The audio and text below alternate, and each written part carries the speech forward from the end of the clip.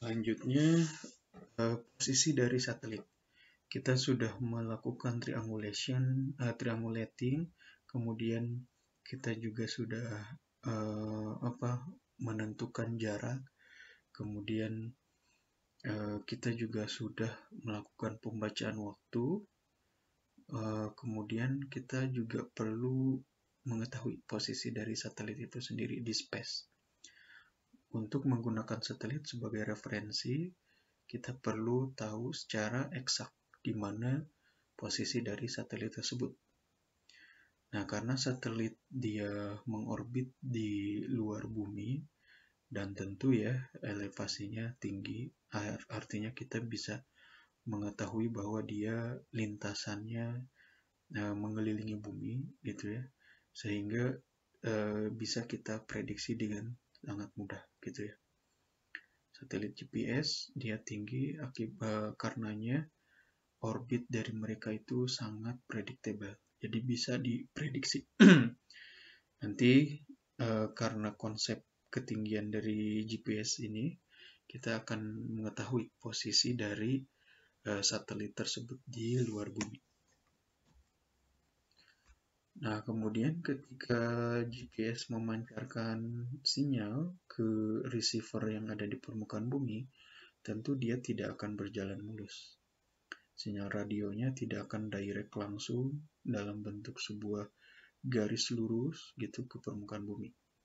Tetapi nanti akan ada error-error tersebut, akan ada hambatan-hambatan.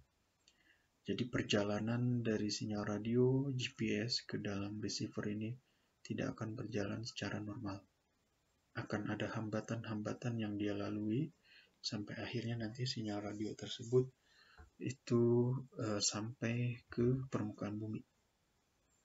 Contohnya yang pertama kita bisa lihat di sini perjalanannya itu menempuh lapisan atmosfer.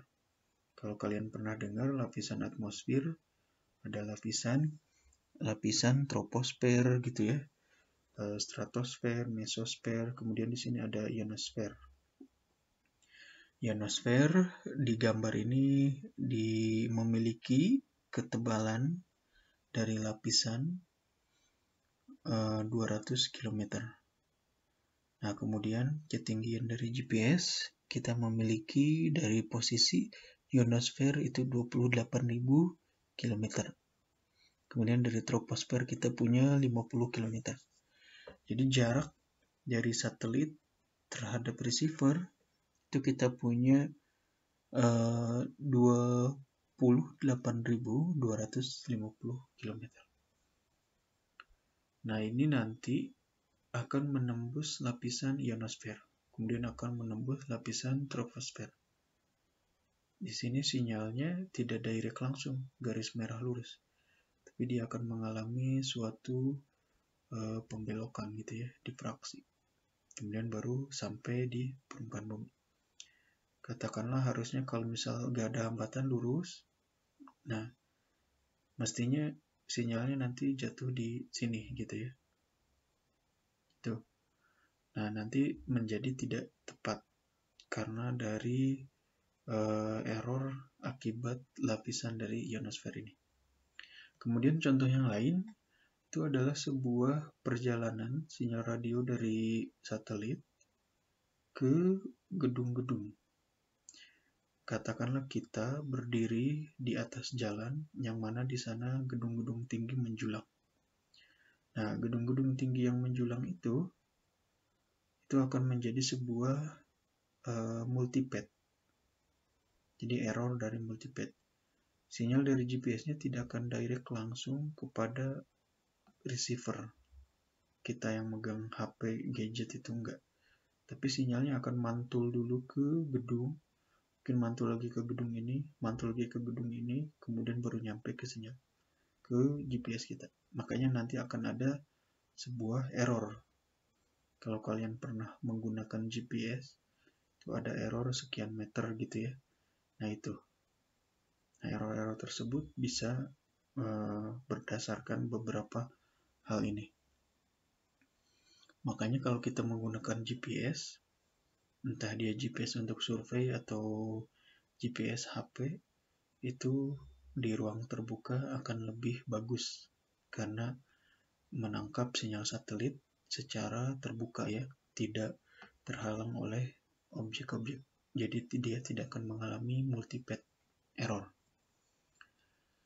Gitu. Kemudian ini beberapa error, typical error di dalam GPS per satelit ya. Kemudian kita nanti punya standar GPS dan kita punya diferensial GPS. Standar GPS jadi untuk pengukuran untuk penentuan lokasi, diferensial GPS itu nanti untuk melakukan sebuah koreksi dari standar GPS. Nah, kemudian error-errornya ada apa aja itemnya? Ada satelit pembacaan dari jam satelit. Itu kemudian ada error dari orbitnya. Kemudian ada error dari lapisan ionosfer, dari lapisan troposfer, kemudian dari noise receiver. Noise itu artinya gangguan. Jadi ada gangguan-gangguan dari receiver, entah apapun itu. Kemudian ada juga multipath. Nah, multipath ini contoh yang tadi dia bertemu dengan gedung-gedung. Jadi objek-objek yang menghalangi penerimaan sinyal dari satelit ke receiver. Nah, ini ada error-errornya. Kalau misal pembacaan satelit, errornya 1,5. Orbit 2,5. Dan yang paling besar, error yang disebabkan oleh ionosfer.